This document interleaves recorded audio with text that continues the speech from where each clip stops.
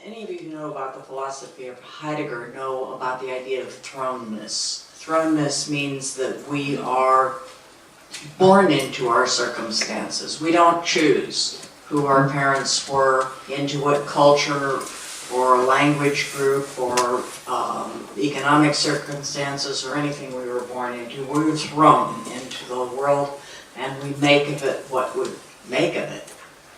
And he wound a whole philosophy around that.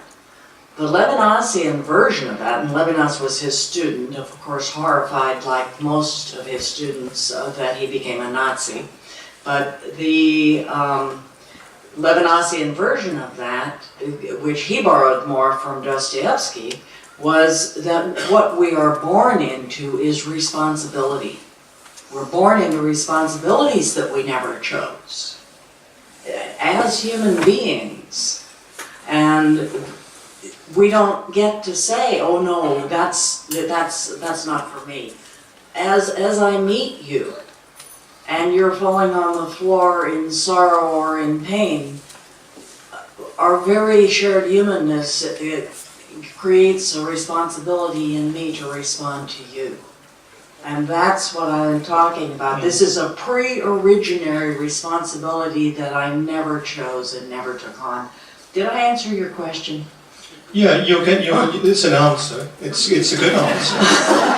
But it leads me to ask another question. Oh, okay. For all of you, which is, how come you got thrown into this work? Yeah. Oh, I'll start with I told you anyway. I got thrown into the work. I certainly didn't choose it in the sense the work chose me, in the sense that going back to family trauma, we've each got our personal stories. We don't need to go into much of this detail, that's for the therapy room, but it is interesting that 2 days ago my stepmother died at 95, and that's where it all began. That was what the journey of healing was, and it was a very personal journey of healing that had to begin when marriage fell apart and so on. And the lights went on for me. I read, in the summer of 1991, I read The Road Less Travelled, which is a flawed book that's changed many lives. Jung, Man of the Symbols, and Alice Miller, The Drama of Being a Child. Those three books, oh boy, talk about angels in heaven dancing in fanfares. I mean, suddenly I thought, my goodness me, it makes sense, I make sense. And the rest has been detail. It was one of those blinding revelations over a space of about 3 or 4 days. That's what got me into the work, and there has been no going back. Can I just tiny with the bracket? When we're done, which is going to be very soon, I've seen all these questions bubbling up on the screen. I'm very happy if anybody's got individual questions about EMDR, just to stand for a while and come up and just ask me, and I'm very happy to answer a few, or email me them and I'll send you an answer. These are quite big questions, great fun to answer, but some of your questions have been extremely specific, I think, and you deserve an answer. I'm the same, I don't want to. I forgot what was. Yes, I got into constellation work. It was a very specific thing, very unusual for me. I normally do new things by asking good friends, who do you recommend for this or whatever. But I was just finishing my Gestalt training and I saw a piece of paper, amazingly, on the table. And there was one sentence that just sprang out at me, and it just said something about Bert Hellinger works with illness, and my mother was paralysed when I was 3 years old with polio and was almost completely paralysed. So that was one of my childhood traumas, and I just saw the word illness and thought, okay, that's where I'm going. And I was the representative in the second constellation that he set up. So I had a visceral experience very early on and was blown away by it. I'm not sure we make head decisions about these things. And probably like lots of therapists, I think I started my therapy career very young in life. But interestingly, like you, Barbara, the therapies I've chosen have been through the most amazing accidents and coincidences.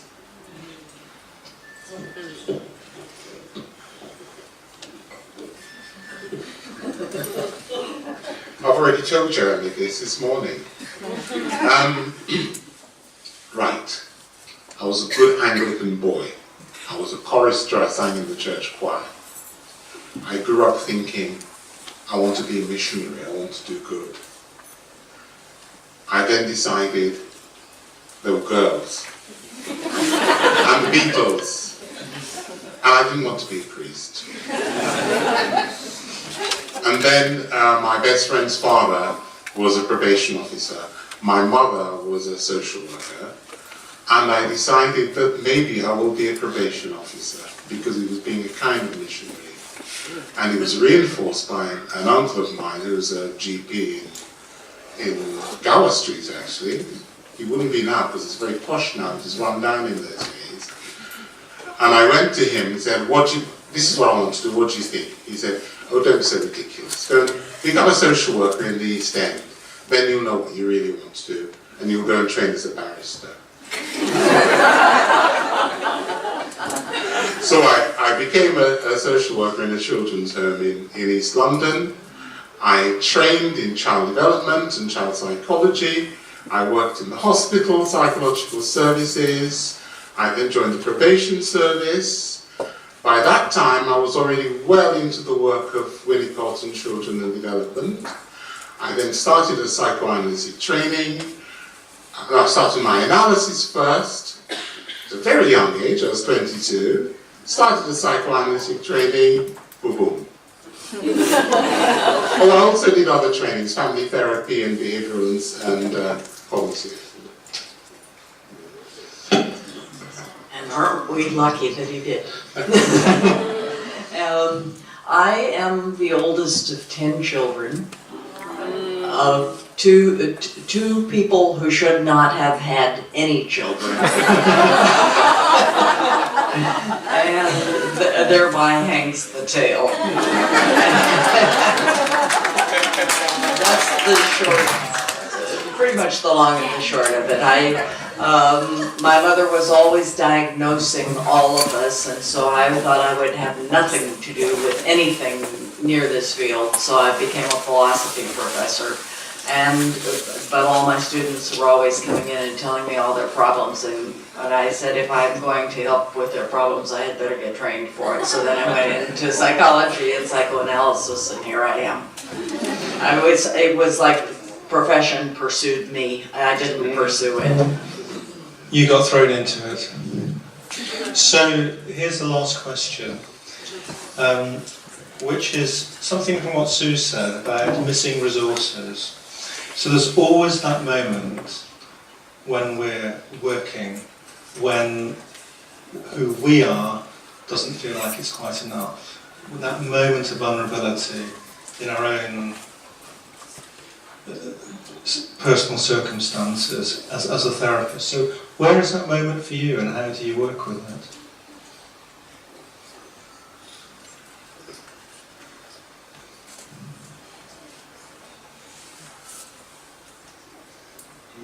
The moment of insufficiency.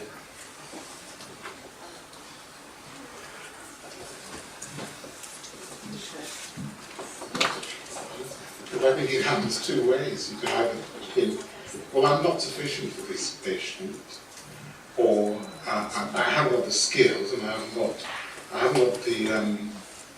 got the resources, the inner resources to sustain this work. And this happened. The last time this happened to was 4 years ago, because the person I was working with really had a very severe borderline personality disorder, and was actually driving me bonkers. And I thought, this is not enough. What can I do? So I shared the work. I got my patient, whose problem was her original family group, her mother and her sister, and their dead father, to go to see a colleague of mine who was a family therapist. And that really did shift things. I was able to work much easier. So sometimes I refer to a colleague or refer sideways, or sometimes the person moves on. Yeah. But it's a real challenge, you know. Is it you? Is it something about the patient? Is it something about the two of you? And how can you solve that problem without beating yourself up?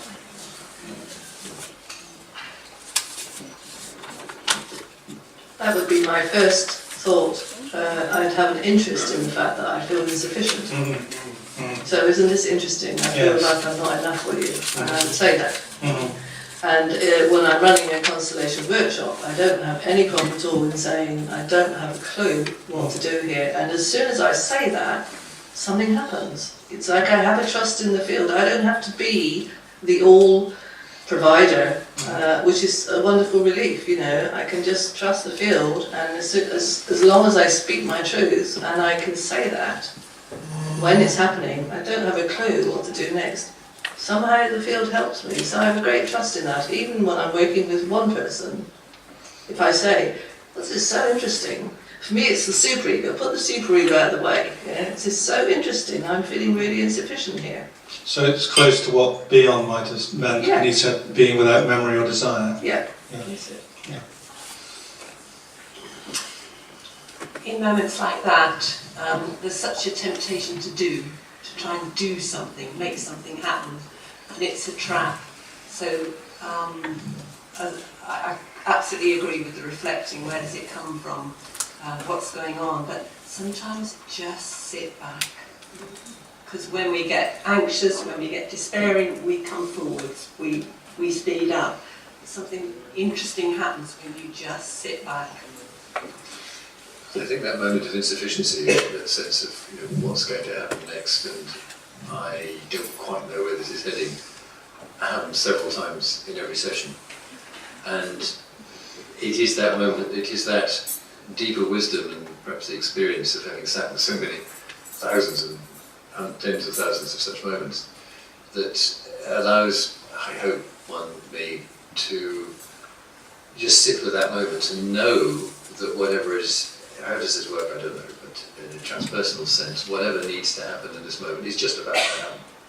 And at the level of intuition, or there are two intuitions at work, dancing with each other in a quantum physics way, which is so beyond, beyond the beginnings of our capacity to understand. But if one can be open to that magic, call it magic, the most extraordinary things can happen. And one never ends up stuck. Sometimes a client will go, sometimes it doesn't work, absolutely. But usually one gets through this just by taking a deep breath and waiting. Well, I think that what all of you are talking about is something that I too rely on, and that is a kind of trust, in the process and in the between, even when, but and also in the fact that it's okay to make a lot of mistakes in work, and in fact, my patients are often very, very relieved to know that I can make mistakes and we can make mistakes together and we recover from mistakes. That's one of the things that breaks down a lot of the shame that we're often dealing with. But when it comes to something that's as difficult as what Lennox is talking about, I often will seek consultation or supervision from a trusted colleague. I don't think we ever get too old or too experienced